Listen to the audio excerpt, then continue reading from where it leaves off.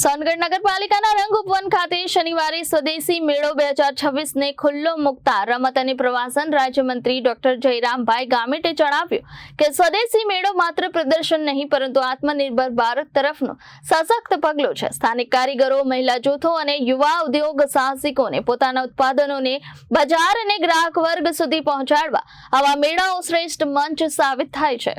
નોંધનીય છે કે સર્જનથી સમૃદ્ધ સુધી આત્મનિર્ભર સખી અને વોકલ ફોર લોકલની થીમ સાથે સ્વદેશી ઉત્પાદનો તથા કુશળ કારીગરોને પ્રોત્સાહન આપવા માટે તેમજ સ્થાનિક ઉદ્યોગોની સમૃદ્ધિ વધારવાના ઉમદા આશય સાથે સ્વદેશી મેળાના મંચ પરથી મંત્રી ડોક્ટર જયરામભાઈ ગામિતે સ્થાનિક ઉત્પાદનોનું વેચાણ અને ઉપયોગ કરવા અનુરોધ કર્યો હતો। રાજ્યમંત્રી ડોક્ટર જયરામભાઈ ગામિતે 30થી વધુ સ્ટોલ્સની મુલાકાત લઈ સ્ટોલ પ્રતિનિધિઓ સાથે સૌહાર્દપૂર્ણ સંવાદ સાધ્યો હતો અને વિવિધ સ્વાદિષ્ટ અને પૌષ્ટિક વાનગીઓનો સ્વાદ માણ્યો હતો।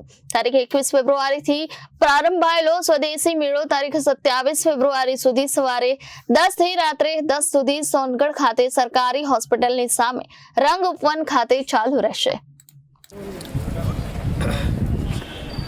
આજે તાપી જિલ્લાના સોનગઢ ખાતે શહેરી વિકાસ અને શહેરી ગૃહ નિર્માણ વિભાગ દ્વારા સોનગઢ નગરપાલિકા આયોજિત સ્વદેશી મેળાનું આયોજન કરવામાં આવ્યું। આ મેળામાં જે અમારી તાપી જિલ્લાની અને ખાસ કરીને ગામડાની જે ચીજ વસ્તુઓ એ જે ઉત્પાદન થાય છે, અહીંયા જે બને છે એ જ વસ્તુઓ વેચવા માટે સ્ટોલ મૂકવામાં આવ્યા છે। જે રીતે નરેન્દ્રભાઈ મોદી સાહેબનું સ્વદેશી લોકલ ફોર વોકલનું જે આપણું સૂત્ર છે એને સાકાર કરવા માટે આગામી દિવસોમાં જે ગામમાં કે જે વિસ્તારમાં જે વસ્તુઓ બને છે આપણી લોકલ, તેમાં ખાસ કરીને આપણી સ્વદેશી વસ્તુઓ એ લોકો બધા જ લોકો ઉપયોગ કરે અને જ્યારે આત્મનિર્ભરતાની વાત છે, આત્મનિર્ભર ભારતની, ત્યારે જો લોકલ વસ્તુઓ જો લોકલ લોકો ખરીદશે તો જે આપણા જે આ વસ્તુઓની જે ઉત્પાદન કરે છે કે જે બનાવે છે એમને પણ રોજગારી મળશે અને આવી રીતે આ જે સૂત્રને સાકાર કરવા માટે બધા જ લોકો જો કદાચ બધા લોકો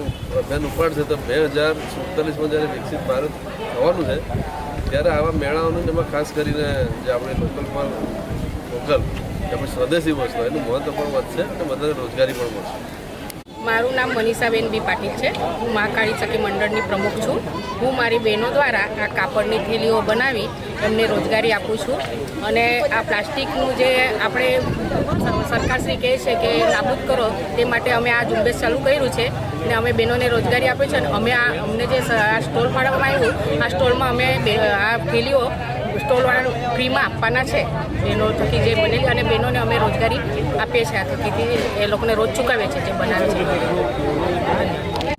bureau report Janadesh news Tapi.